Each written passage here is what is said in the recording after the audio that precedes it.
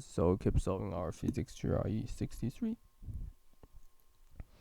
So 633 is old school question, and basically you should unless you know the answer, otherwise that you have to solve it. But since it's physics GRE, so I will tell you something way to solve it. So the easiest way is to ask about so basically there's minus q, and you know that from the image charge there should be q,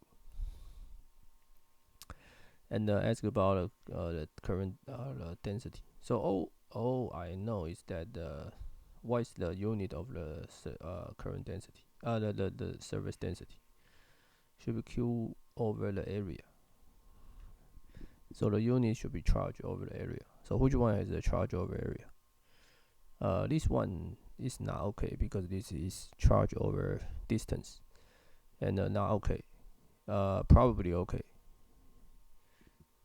This is not okay because the small d over large d squares is they cancel. So this is 1 over q over distance, and then this is qd over d to the cube. This is okay, but there e is not okay because there's an additional epsilon naught. So what is the answer? The answer is D. The answer is D. Right, it's amazing that we just use the unit of analysis, then we solve the problem. And basically, you can go to Griffith to see the derivation of the D.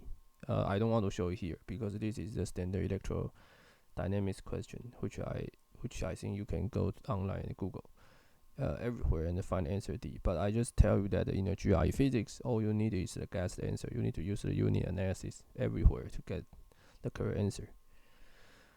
Okay, so 64 alternating current electric generator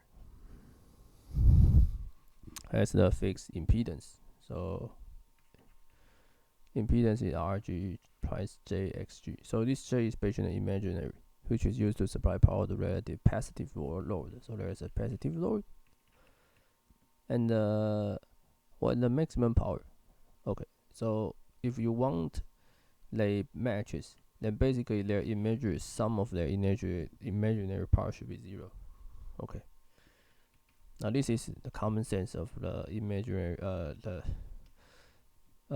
impedance matches. So this tell you that the XL should be minus x of g. Okay, so the answer is C. The answer is C. Okay, 65. A current I in circuit B produces a magnetic field at a fixed point far from loop. A strength that magnetic field is proportional. Which okay. So everyone knows about this answer, right? When you are very far from this, I think it's enough for today, and we will see in the next day.